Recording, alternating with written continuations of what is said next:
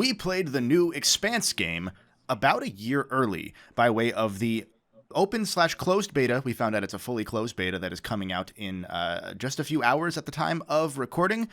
We played it a month before anyone else got the chance to, thanks to press access from the developer. And we have some thoughts on the Crubcast today for a very special episode. My name's Kevin. I'm here with JTart9. Justin, hello. Hello. It's very important to be here for this very special episode. It's the most important thing we've ever done. I'm also here with Moriarty. Hi, Em. Hello. So, if you're not familiar with The Expanse, super brief overview. Really good novel slash a TV series in the sci-fi realm. I had been meaning to read it forever. I will say credit to this beta. It made me finally start reading them, and I went through 1.5 books in the span of a week. So, yeah, I'm in it. So you were already finished Leviathan Wakes, which is fantastic. I mean, I bought a physical one because I liked the colors. I'm on Caliban. Yeah. So. All right. Okay. So that explains. I think, boy, just for I guess bona fides, right? The Expanse is something that I am crazy about. When this game was offered, it was like, well, yeah, this is a game designed for somebody like me, right? When they emailed, because they emailed me, you're now on their press list because they emailed me, and I was like, hold on, get me 3 codes for this beta because we'll do it here on the podcast. And I knew for you it was a no-brainer that I would get you one no matter what because I knew you were interested in this. I knew I was interested in this because I've been meaning to get into this for years. And for those that aren't familiar, this game, Osiris Reborn is the name. It's The Expanse, Osiris Reborn, is blatantly, in their own words, inspired by Mass Effect. So I'm interested on both merits of the 2 IP they're referencing alone. And Justin really loves Mass Effect. So I saw the gameplay trailer and was like, okay, he should try this too. It fits in perfectly. Leviathan Wakes, which is the first book from The Expanse, has never been on my not been on my Kindle. I don't think I've ever deleted it off of my Kindle. It's on there with Wheel of Time. You know what I mean? Yeah. And I loved the series so much. I think it is truly just what an incredible TV show. Obviously, I'm a big fan of Mass Effect as well.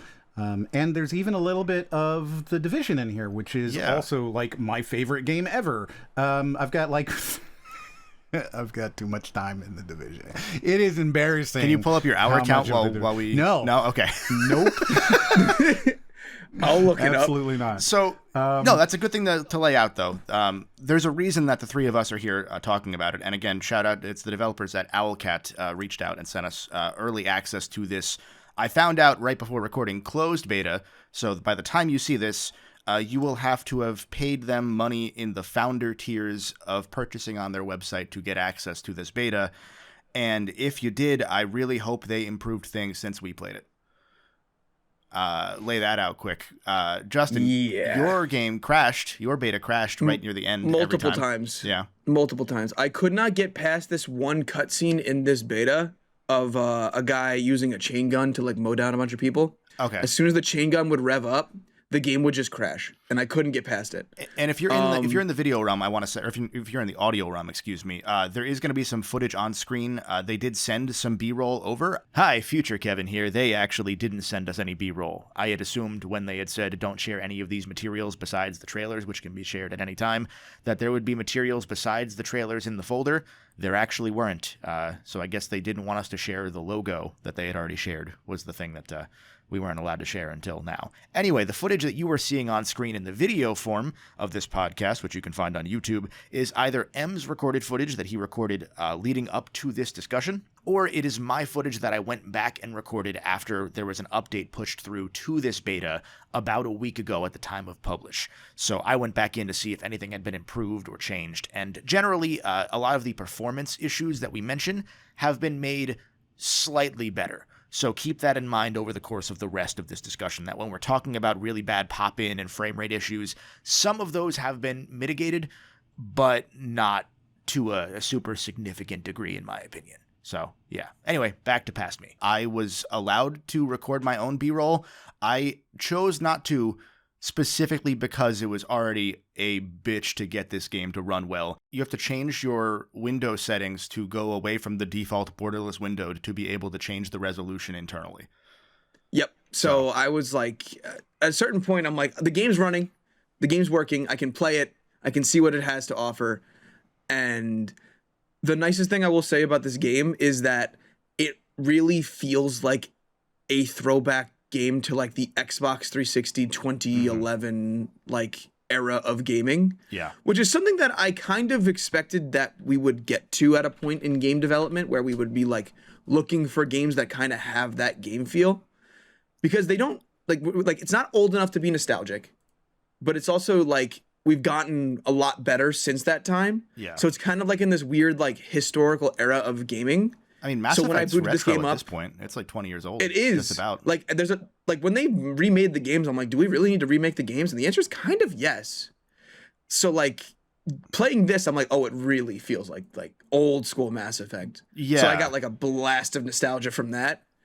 But it doesn't go as far as I like going with Mass Effect games. So there was some things that I've definitely felt were missing. Yeah. That I wanted to be in the game, and they just kind of weren't there. It's interesting. So I actually went through part of the beta twice because you can play as multiple different classes of character and multiple different origin stories. So in the Expanse, you are either from Earth, from Mars, or from one of their moons, or you're what's known as a belter, which means you live in the asteroid belts. And that usually means, and they actually show this in game, that you are taller, lankier, thinner because of the lack of full gravity on the asteroid belts, even with simulated gravity by way of them spinning the asteroids really fast. No, so there's nothing like pushing. There's nothing like bringing you down. Yeah, so you end up like stretched out, super long fingers. I was curious how the game was going to handle that, and it does it in a pretty cool way. I was hoping between that and the fact that you can play as like an assault class and a hacker class, where like essentially the two classes they gave you for the beta. I was hoping that going through and making different choices would have a pseudo Mass Effect like level of change that you could see within just this 45-minute beta, give or take. Because where you crash, Justin, there is like one more gameplay sequence and that's it. And then it ends. And it ends abruptly. Yeah. So I was confused. I thought mine crashed too. I was like, looking at my... it does end very quickly, yeah.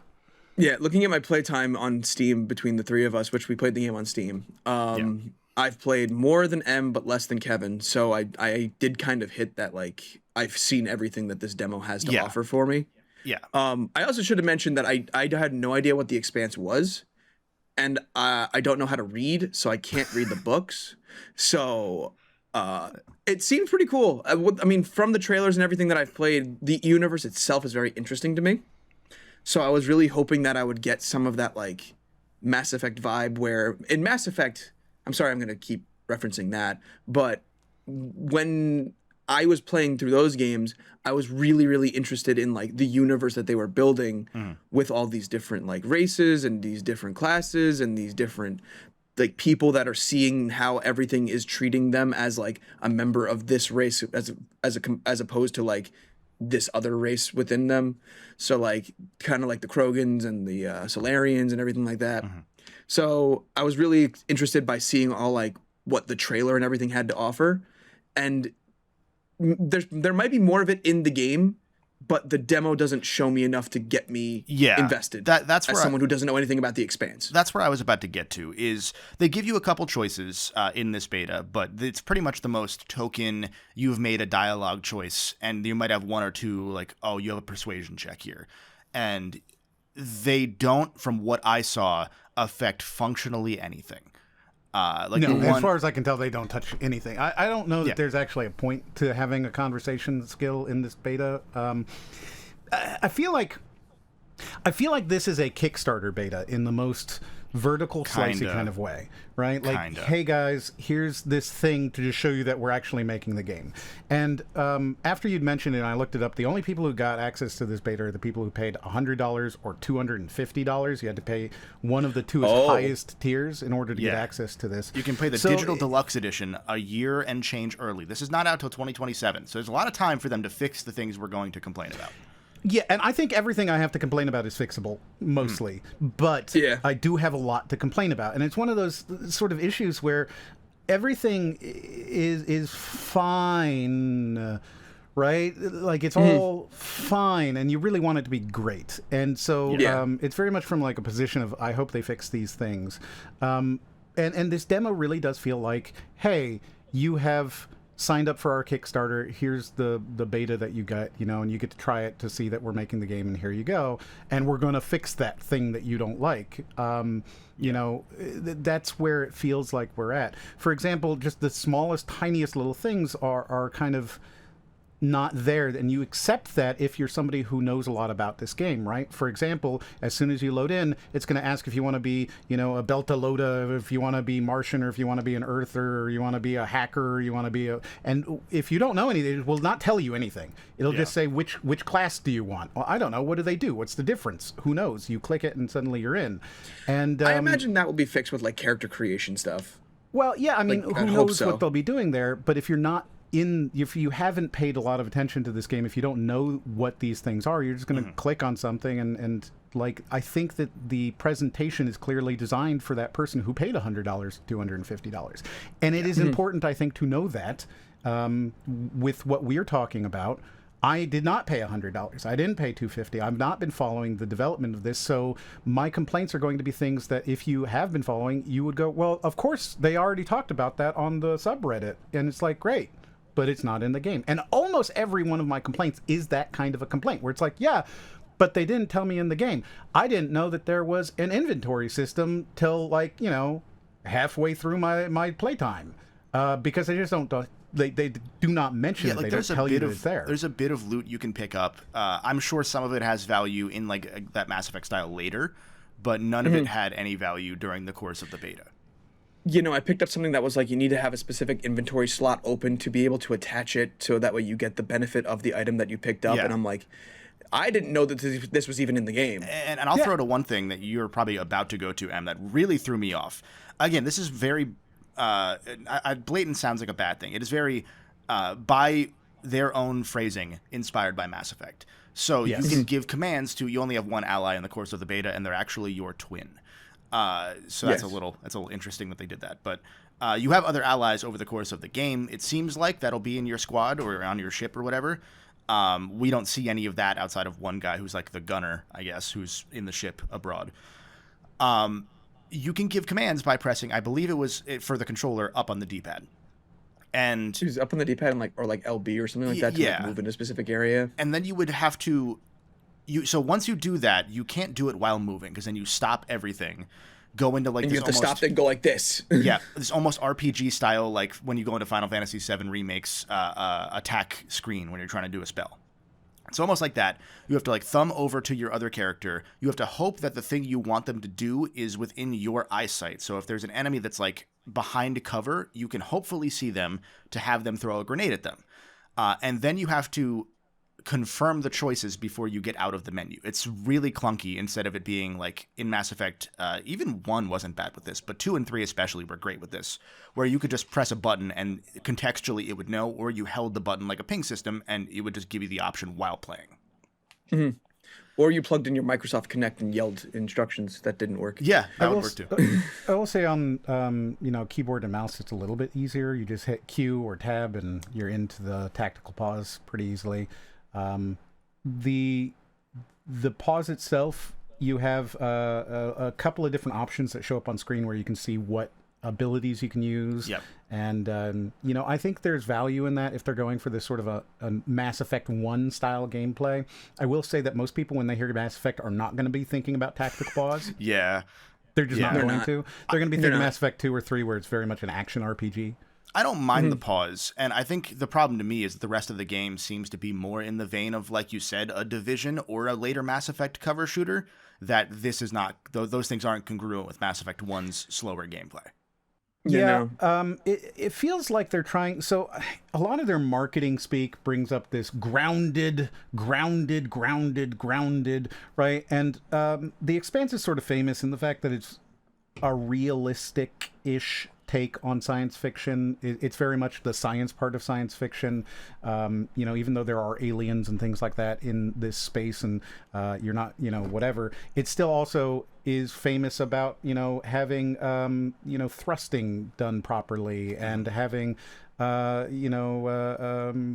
anti-gravity be an important part of these things, and they definitely show that right away, because as soon as you have these anti-gravity moments or you're in space, the sound goes away and you lose that sort of tactile response that wouldn't be there in reality, right? Like if you shoot a gun in space, it makes no sound. That's just kind of how reality works.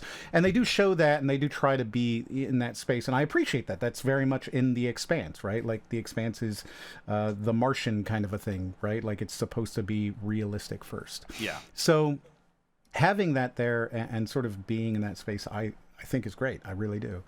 But at the same time, right, saying it's grounded, and then having these sort of big, I don't know. I like grunt enemies that are brute enemies rather, that are bigger and take more bullets, that feel like the thing that you see at the start of the second book, for reference, M. Like why are we fighting that thing when that thing is like the monster? Yeah, and again, having these sort of division-y moments, it's fine in the Division because we accept that, I'm going to have to unload 40 clips into this giant monster guy who's going to move real slowly, and the armor's going to fly off, and like that's part of it, right? Like that is the gameplay. It's a rhythm action shooter where I accept that I'm doing these things. Yeah. But if you're talking about trying to make it a grounded sort of thing, and again, grounded is the word to use ever. Ground. So like if you're trying to make that, and then you're also turning it into a Division cover-based shooter where you've got this sort of grindiness that's going into it, I don't hate that, but I do find it to be a little bit dissonant. Yeah, there was another moment that was like that for me too, which was there's a part in the space section, which I did like the space section a good bit, because you're on like you have mag boots in the general universe has mag boots where you can click them on with I think your heels, and then you are you're stuck to the hull of the ship or whatever you're on. So that way, if you're in 0G, you can walk around if you want to. Here, there's a section where you are out on the outside of the ship. They're beautiful in terms of everything but the frame rate, I guess. So like it looks really pretty in terms of like the light of the star or the sun, coming towards you. It's really cool to move around on these different planes of not gravity, but like of movement, because you can see an enemy that's like slopes on the other like side of the ship that's like looking up at you almost. So you're like head on to each other rather than facing someone where you see their whole body like you would in a normal space. I thought that was really cool. I thought there was an interesting bit of like tension there, because like there's a ship overhead trying to find you and kill you, and there's a bit of, it almost feels like brief stealth that they don't end up doing, which is good because you can't crouch in this game. So I'm glad. Crouching, no jumping. Yeah. But there's a section after this where you're escaping and you're in 0G, and the best way I can describe it is a Sonic 06 Mach speed section.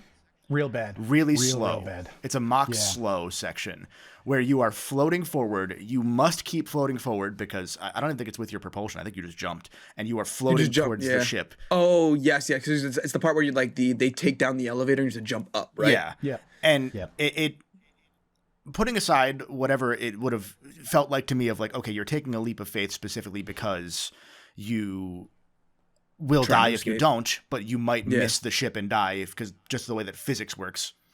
Putting that aside, it felt real bad.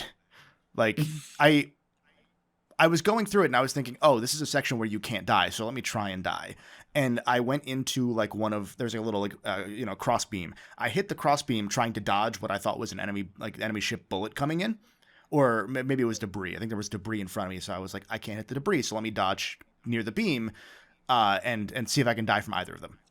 And I did, and you just like start spinning off into the distance. It loads you back like 5 minutes, which in the beta is like 10% of the game, and it was really funny, really bad. I appreciate the attempt, but it didn't add any sort of tension to that moment at all. Mm-hmm. Yeah, it feels like a lot of these things are they're set pieces. They're set pieces that are supposed to get you excited. Yeah, they're set pieces, but they're set pieces in the way of like, look, we can do this. This won't be like how it is, but we can do this thing. You'll have that thing in the final game. We'll be able to show, Mind you, it's fully voice acted. Slicey. Like there's full voice acting for whichever, like, because you can play as, male or female character, and everything is fully voiced. So it's already like far enough into development that is the case. And obviously Yeah. those things can change, but from what I understand of this developer, they've made a couple games in the past. I've heard their games are usually, or at least their most recent couple, have been very praised for the choices you are able to make and the impact they are able to have on the world because of those choices. Where they're able to dodge the usual Mass Effect, you're going to play Paragon sort of thing. Yep. Yeah. That I've heard, I think it was Rogue Trader, the Warhammer game. I've heard Rogue that, Trader, Warhammer. They also did Kingfinder, Yep. which is sort of like a D&D style. I've heard that Neverwinter Nights, whatever. I've heard that the Warhammer one was very good with having choices that had later far-reaching impacts you didn't expect based on the style of choice you made. So I was hoping that there'd be a little bit of that substance in there. But the other thing those games are known for, or at least their first game, is for being a buggy mess for at least a year. Yeah.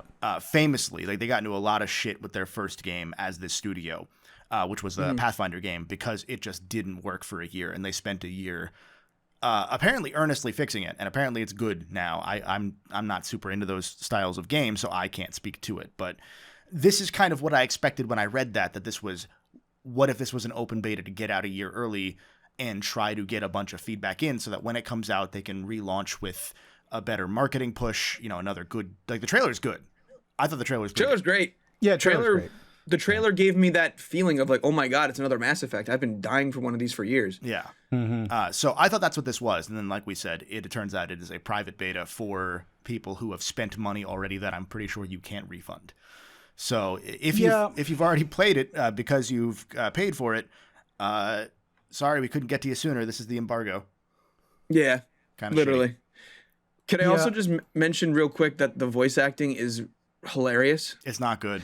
It is not good. That is true. It's hilarious. It's hilarious. not good. I swear to God, they say the same 3 quips every 5 seconds while you're in a fight. Yeah. Like, I think I've heard them say slicker than a slingshotter like 17 times. It's to my point earlier. Hopefully this would be, mock-up voiceover, but I know it's not.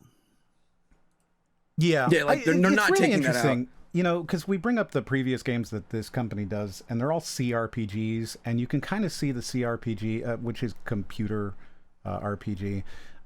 So you can see like the CRPG history in this game with that tactical pause, because it would be, it's the same thing that brought us Mass Effect, because Mass Effect is KOTOR, right? And KOTOR is how do we turn Neverwinter Nights into or Baldur's Gate, right? Like it's in that same space. Baldur's Gate's probably, I guess, the one that most people would know of today as a proper CRPG. And this is from a person from a developer who makes CRPGs. Yeah. And you can see sort of that history there where they're focusing on the CRPG stuff, but they're doing it in this cover-based shooter Expanse reality. It's I think it's very ambitious, and I think there's a lot of cool stuff going on in here, and I really hope that they figure it out. But this is not the best way to do it. It's interesting because Right? there's room for a AA Mass Effect, and that's what this would end up being. But the problem is that the Expanse is, if you're a fan of the Expanse, it's known for really good characterization, for really good. I mean, just storytelling in general. It's a really basic way of putting it, but it's a politics story. It's Game known of Thrones for weaving yeah. in this massive political universe into every book, and in expanding it as the books have gone on. I've already seen it expanding, pardon the pun, as I've read just a little bit of the second book, and I don't know that stilted voice acting is going to sell that in the way that the series is known for, or quote unquote deserves. That's kind of my thing, is the presentation of this game might betray the series that it's from, because I know the Expanse show didn't have a huge budget, but it worked with that budget in a way that you could feel like, financially it's not prestige, but they're putting prestige effort into it. Because there's stuff in the show. Like I watched a couple episodes of the show just to compare once I finished the first book, and I'm going to get back to it once I finish. I'm going to say the first 6 books so I can watch the whole series and then get back to the last 3 books. Very early on, there are sequences. So there's a really cool thing, Justin, where they're pouring a cup of coffee in low gravity on on an asteroid. So it pours out slowly. They don't acknowledge it. It's very slight. They just pour it in the background slowly, and he holds the cup in a certain way to receive the splash of the coffee based on the Coriolis effect of how they're spinning, where he is on the asteroid in terms of like the inner part or outer part, to adjust for the acceleration. So you can tell that he's a native of that asteroid, because he knows this stuff subliminally. He would know how this would track. Yeah, they don't play that at all. They don't acknowledge it. It's just in the background, and it's in a show that aired on the Sci-Fi Network. Yep. Oh, so they have no budget. They had no budget. No budget. They had no budget. Yeah, it was originally, I believe, canceled, and then Jeff Bezos himself stepped in and said, "We're gonna bring you onto Amazon and give you a budget." Yep. And then it became a Prime show, and they bought everything. And that's one of the things where I've always looked at it and been like, I guess Bezos can do good things sometimes, right? Like, he did. Man did one good thing, but also it still kind of got canceled again. So and it did get canceled again, but it made it pretty far. I've heard that's a good stopping point at least. It works. It's not like the best place to do it, but like it's fine. Yeah. It's like because there's a time skip. They're going into the next story. Yeah, exactly. We're going into the next story after this, so we've reached the point. We're good, and it really does do a good job of telling that specific story. This is the oh man, I forget his name. He's the Punisher, the original Punisher. Thomas Jane. So Thomas Jane, he's in this, and he plays Miller, and he plays it so incredibly well that this is, I think, the defining role of his entire career. I mean, just what an incredible job he did in this. Every character in this is perfect. I have never really loved a show more than this show, right? Like, it is... If you could get Wheel of Time to have this treatment, it would be the best show ever made, And just what an incredible job that they did with the show. Yeah. And the books are really fantastic. Yeah. And I want the games to be fantastic, too. And we've had so far the Telltale game, which is there.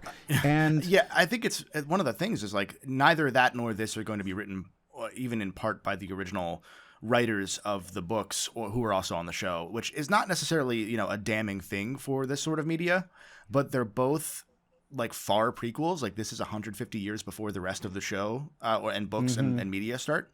So it's kind of hard for it to really engage with the rest of the property in a way that feels substantive because you already know a lot of the background before. Well, and all the exciting things don't happen for a long time. Yeah. So how do we get to this space like, oh, we're going to show how the Belters and Mars don't like each other? That's cool, I guess. But I'm also okay with just saying they don't like each other and moving on. I don't necessarily need to know why the Joker has his scars. Or I'm sorry. This is, I think I'm incorrect. This game takes place in the middle of season 1 of the show, book 1. The Telltale game is the one that takes place 150 years before. So this does have, I think it has some characters from the show that are going to show up, like with their actors. It's supposed to, yeah. I know that they have some of the voice actors that are supposed to be here, but what I'm saying is that regardless of any of that, I don't necessarily need to know how the sausage is made, right? I don't know what they're going to do with the story here because I tell you what, I couldn't tell what was happening in the story in the beta. They did not set it up well at all. It's rough. Yeah, really not too sure what's going on there. All we really know is like they stole a ship and someone's mad about it, so they're going to kill them. But they went to this place that's protecting them for some reason. Yeah, I suspect that what was happening here personally is that they don't want to spoil anything, and so they gave us a part of the story that doesn't have anything happening. I know there's a mercenary group that's hunting you, and that's kind of it. And then you get to, through the story, kind of determine whether or not people are going to be helping you or not. But boy, I didn't notice any difference from that either. So I don't know. The story is sort of in a wonky place, and I understand that. I'm really willing. I feel like I should clarify that I'm really willing to give these guys a lot of leeway on this. Yeah. I'm willing to say this is an early beta that's a year out. I'm willing to say I accept that your story, you don't want to ruin any parts of the story, so you're giving me kind of the most boring part. I'm willing to accept that, yeah, you gave me a beta that's really designed for super fans and didn't give me enough of the data in the game itself to make it self-contained. I am willing to give you all of that leeway, but please, for all that is holy, hire QA. That's all I got to say is you need QA. You need somebody who is willing to go through and go, I didn't understand this, this was bad, and I hated that, and be truly just openly honest with you. You can't rely on the super fans for this one. You really can't, because they're not going to tell you that actually that part sucks, right? Like the Sonic 06 section is not fun. That's not a fun, that's stupid. It's dumb. It doesn't feel good. It doesn't look good. It's really slow. And like, I get that that is what it would be like, but either shorten it or make it whatever. And there's so many moments in this where they give you a cutscene that they didn't need to. They didn't need to make me play that. Let me be immersed in the story. Let me be the one to jump down and have the guns open fire. I don't need to have that as a cutscene. There was a There's fade to lot black of things like that. as they went out to. It reminded me of. I guess this is a good comedy to be in. It reminded me of Ghost of Tsushima, where they didn't have the budget for a specific animation of getting out of like a barrel in that game, and in this game, it's getting out into the airlock. I'm assuming they didn't just cut the cutscene out here. That they said, okay, let's climb this ladder, go outside. And that they did that to save you time of watching the airlock, open and close. Maybe earlier in the game you've seen an airlock operate, so they don't want to show it to you every single time. Sure, whatever. But the fade to black reminded me of like that low budget, okay, how do we save money and not spend 3 months doing this animation and putting this cutscene together to do that? And like, again, I'm willing to give what the them game leeway is, on that. For what the game is, I don't need it. Yeah, like, I really don't. Like I don't want them to spend that time on that. I want them to spend the time making the gameplay feel good. Yes. Yeah, make the gameplay feel better. Make the voice actors better. Go back in. That's and probably not. Yeah, that's gonna stay that way, I think.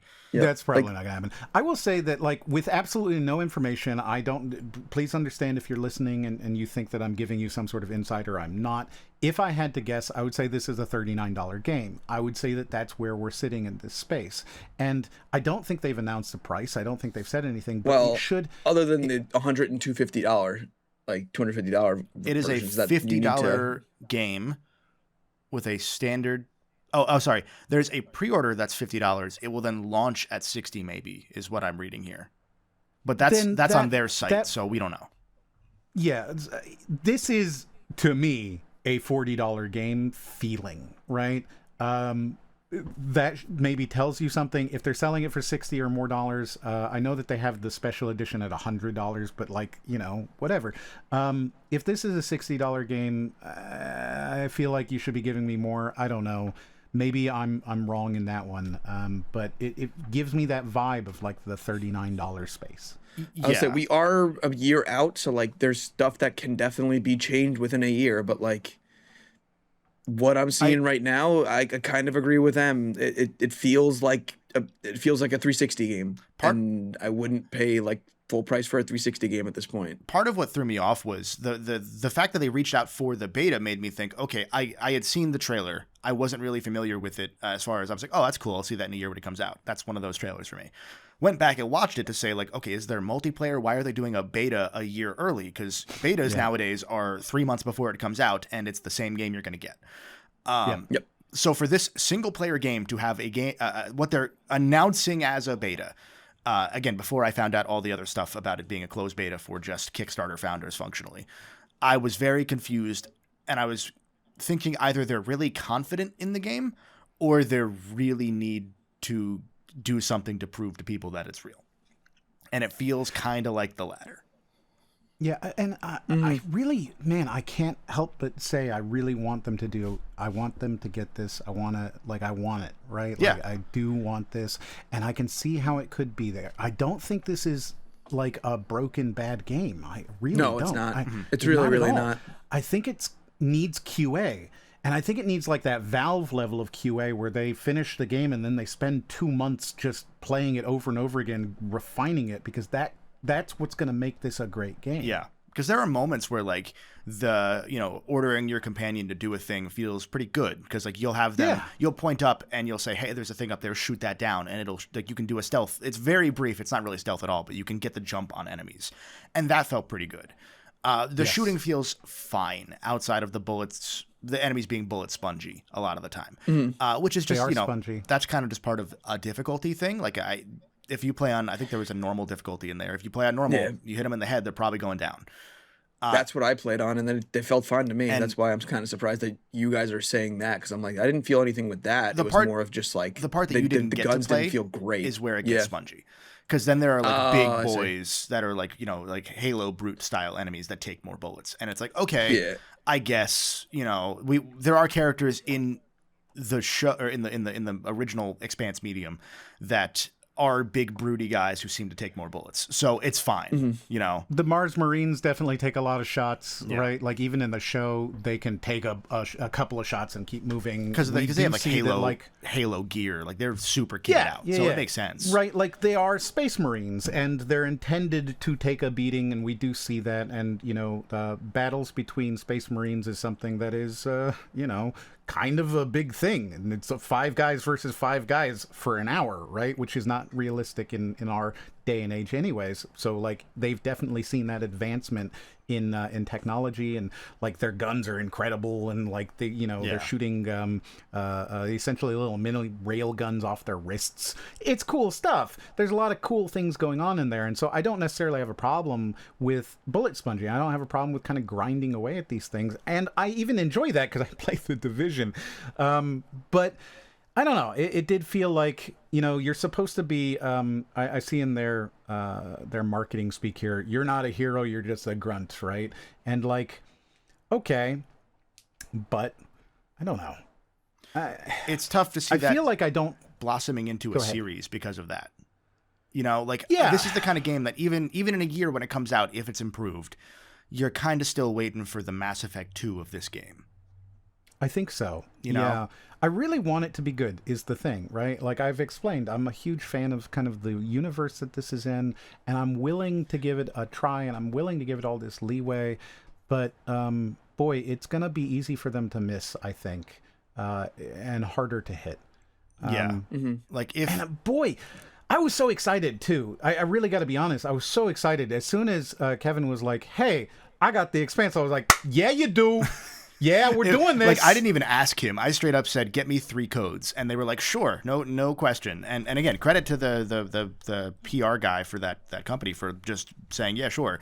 And immediately I was like, "Hey, here's confirmation of the 3 people if you need their emails or anything for proof that it's not going to be sold or anything," because that's something you have to deal with here on the creator side. Is that's what they have to deal with, is that people will sometimes sell this shit. And so as soon as I said that, they were like, "Oh, he's going on our mailing list now for the future." So like they're interested in getting the people that want this game and want to, play it, even if they're not fans of the game itself. They want people that know the source material. They want this to fit into the tapestry of the series. And that's one of the more promising things to me, is that they seem Yeah. Like it's very trite to say they seem like they care, but they do seem like they care about this property. They know they got a big break here from going from, Pathfinder and Warhammer to a series that doesn't really license itself out ever. Yeah. And I will give them, Rogue Trader continuously shows up on sales, and people like it. And, Pathfinder, Kingmaker, and the other one that I don't remember, Wrath of something or other, they both tend to show up as like some of the better ones in that space. It is often difficult, I think, to go from making one type of game to another. And it sort of reminds me of Creative Assembly, where they went from making, these sort of total war games, and then they made Alien Isolation, and boy, they redefined, the horror space. I would love to see somebody do that here. And I think that, the bones are good, but we got to remember the Alien was bad too in the first versions of Alien Isolation. It was terrible, right? And they had to go through and refine that. And we are a year out. So... Are you talking about Colonial Marines? Yeah, Colonial Marines had the bad Alien. Isolation. No. The original Alien in Isolation, when it was originally came out, it was too strong, right? They had to tweak it down and figure out how to make it work. They made it less frightening on the harder difficulties. Yeah. Well, before it came out, right? Like the Alien was too smart. It was too good, and they had to dumb it down because otherwise it would just find you and kill you. Yeah. And so remembering that they took this game and it would have been, wow, this game is just too bad because the Alien cheats, even though it wasn't, right? Like that's how that game would have been received if we'd gotten it in its original form. Yeah. Knowing that, saying, hey, look, if you were to fix this, because Colonial Marines, that different story on that one. Yeah, totally different story on that game. That's Yeah. Gearbox ruining everything because they wanted to embezzle money, but which is a joke, of course. And I'm not saying that legally. Yeah. But like the fact is, there are plenty of examples of game developers who are making one type of game, coming out and doing a whole completely different kind of game. We're going to see that with the new Fable, right? Because these are the Forza team. The Forza team. We're going to see whatever they do. Who knows? What? Hopefully that's great. So like, there's a whole bunch of these things, and I really hope that these people are able to pull this off, because I think there's bones here that are good. Yeah. Right? Like you look at this and you go, hey man, we're not saying that the game needs a whole different skeleton. We're just saying that some things need to be worked on here. And I really do think with some sorry. Playing with the clay a little bit, that's all I mean. And honestly, if they had graphics settings and optimization settings, that would have gone a long way. Because the first thing I could have finished it. I mean, the first thing I see being my character's face not having loaded in and getting like an Assassin's Creed Unity moment where I just see like sprinkles of hair talking. It was not a good first impression. And I also got, and I'm on a 5080, and I got a good graphical problem when I loaded into, and I was like, awesome. Literally, all of us, all we need is a fourth person with a 5090 to say the same thing. So like, we all have good PCs, and this is what's happening. And good PCs, up to date specs, and it still is glitching like crazy. Like I had so much pop in when the game first loaded. I had to figure out multiple times. I had to go in and try and manually figure out how do I change any graphic settings at all for this beta, just so that I could get it to run better. Because this should not run at like sub 30 for me when we're talking about the rig I have. And eventually, figured it out. But even the small things like that, it makes me concerned for the fact that there is a console version of this beta, that if you do pay the the $80 or more to get access, I think you can choose which version you get the beta on. Makes me concerned. I think some people are going to get some really rough performance because this is not optimized on PC to begin with.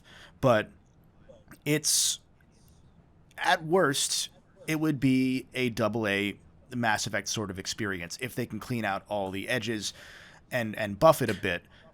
Which I'd be actually into. I'd be super into that. Like, and I say that knowing that I'm talking about a AA Mass Effect 1. I don't think your choices are really going to have much impact. I thought the skill trees seemed interesting because you have a skill tree for both yourself and your allies that you can kind of go down. None of it seemed super new or innovative. It just kind of seemed like, what did a game like Mass Effect do? And that's fine. You risk falling into that same sort of problem that you get in a lot of these games where it says, this thing gives you plus 1% doohickey, and you go, well, what's the doohickey? Do I care about the doohickey? Well, plus 1% more. And also, what does 1% do for me? Yeah, there's a risk of that. I really do think that there's value in sort of refining those systems, and saying, maybe plus 1% is meaningless, right? Maybe give me sort of what exactly you're going to do. It's okay to refine that and simplify and be easier. Hey, this thing adds fire. Okay, cool. That's simple. I get it. Yeah. I don't necessarily need to know that it's plus 1% fire. I think the UI is super ugly and needs to be refined. I think that there's a lot of stuff like that. I haven't really talked about that because it is a beta, and it's also, again, a year plus out. And that kind of stuff really does get changed. This is very much sort of like, here's what you should focus on kind of a deal, right? Like, get QA in there and let them be mean. Please ask them to be mean. You need somebody really mean, and I will do it. Give it to me. I will be mean to you. I promise. I hope they recognize that based on past experience, because again, it seems like they've run into this issue before with a game that's launched, and so I'm hoping that this. I don't know how this going to the most evangelist fans of the company that are paying for this game early.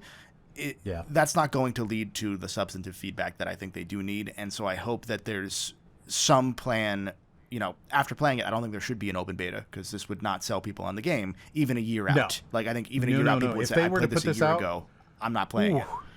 No. So, like, you think about like the stuff that Night Dive did with System Shock, right, where they put out the original System Shock remake, and that was a free open demo that they'd given away, and people ripped it to shreds, and it took them like 4 years before they put it out, and people still didn't buy that game because the demo was so bad. And they completely changed it. You know, the System Shock remake, whatever it was basically a different game at that point. I think they changed the engine entirely. Like, boy, you could not possibly have changed everything from the ground up as much as they did, and yet people still talked about it when that game came out.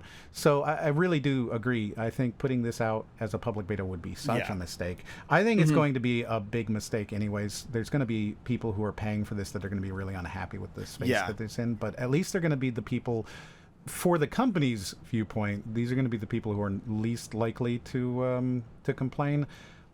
But if I were these developers, I don't know. Like, really, truly, you need to bring in some people who don't like you so much, and be like, please be mean to us, and then figure out how you're going to address that. And if you're not going to, that's, you know, a whole different thing, obviously. But boy, because I want to like it is the problem, right? Like, you've got somebody like me who is sitting here going, I want this. This sounds perfect. You're going to give me mass Expanse plus the Division. You don't understand. You don't understand how you're clicking into everything I love. The other concern I have is that this is the kind of game that I could see, even with a vague 2027 date, I could very easily see it getting pushed to 2028 just to go through and clean up a lot of this stuff. I think the problem is there's that other Mass Effect game, Exodus, I think the name is, made by some of the Mass Effect, I don't know if it was the leads, but people who worked on Mass Effect of note are working on their Mass Effect game. So it's cool that this genre is finally, you know, coming back in earnest, or this style of game. But thankfully, I think there's sort of an arms race to get, or a space race to get this game out first, because if this comes out after that one and that one's good, this one's dead. So I don't know that this is going to get the time in the can that it needs. There is a risk. Yeah. Yeah, and I don't want to give too many sort of negative opinions. I do like what I saw to an extent, right? I think there's some positives here. I think it's not dead. There's just not enough dead on arrival. There's just enough benefit of the doubt with all the things besides the voice acting that are. The voice acting is really rough. Yeah, but all the things that are rough with the game, I think, have room to be improved by virtue of this being a year plus out. Yeah.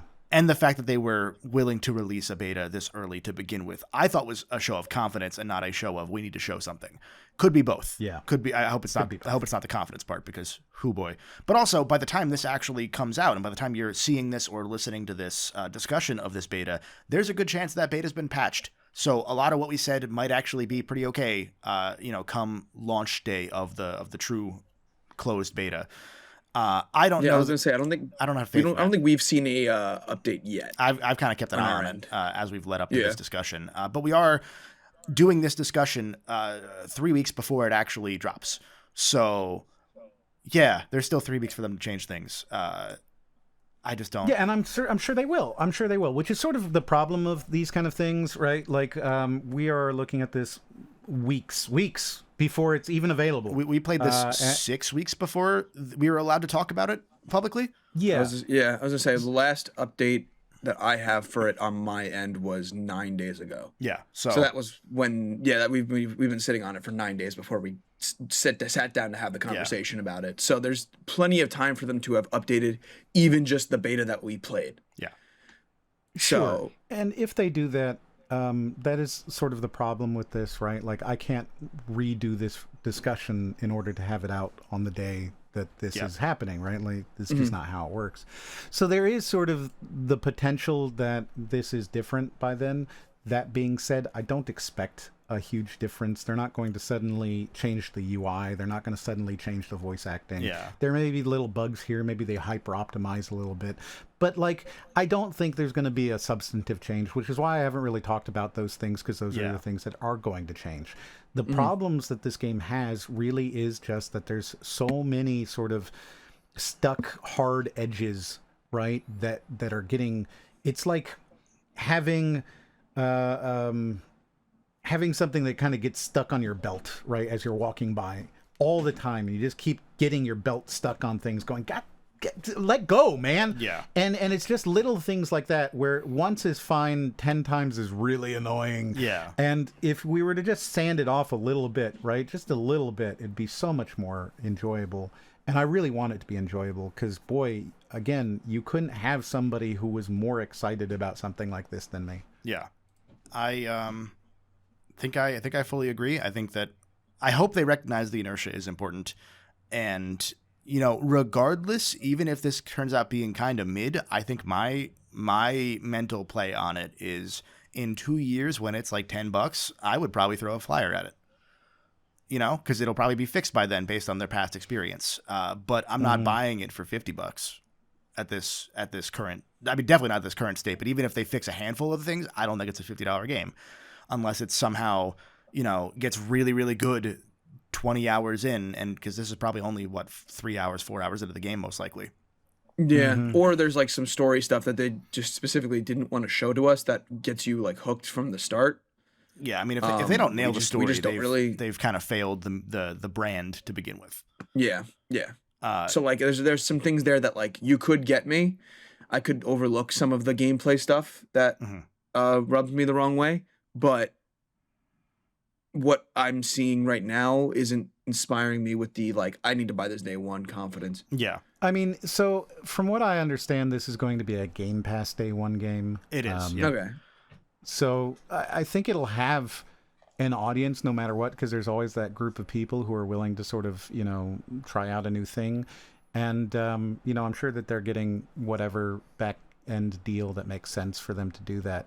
But it really it needs to be polished. And polish is really the important part here.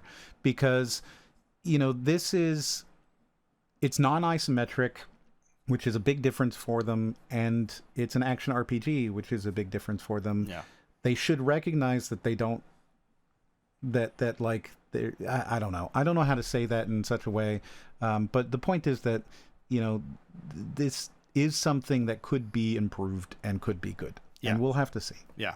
Yeah. It's, it to your point about, you know, Creative Assembly and, Alien Isolation, similar thing happened with BioWare going into Mass Effect, where they were not known for the third person RPG aesthetic action shooter thing.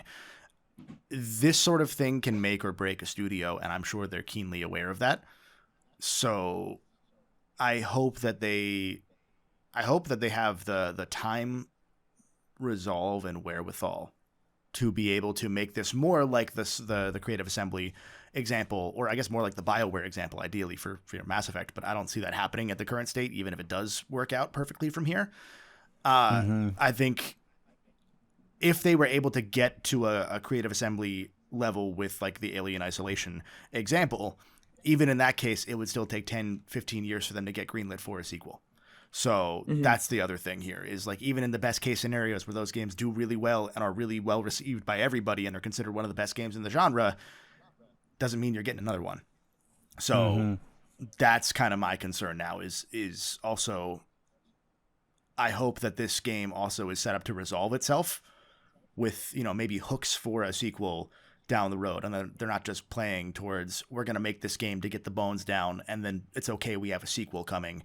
Because if you do that, that's not going to go well. You don't know if you are. Yeah. Like, I don't remember if Mass Effect Andromeda had a Mass Effect Andromeda 2 blatantly planned to the degree that they were, you know, hoping, but we never got that, you know? Yeah, no. And that game was so ambitious on its own that they were trying to do so many different things with it. I'm like, dude, just be Mass Effect. You're okay with just being Mass Effect.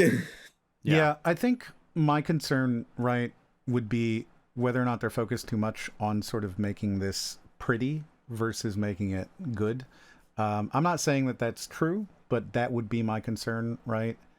Because boy, it sure is pretty. This is a very pretty game, but if it doesn't run, great.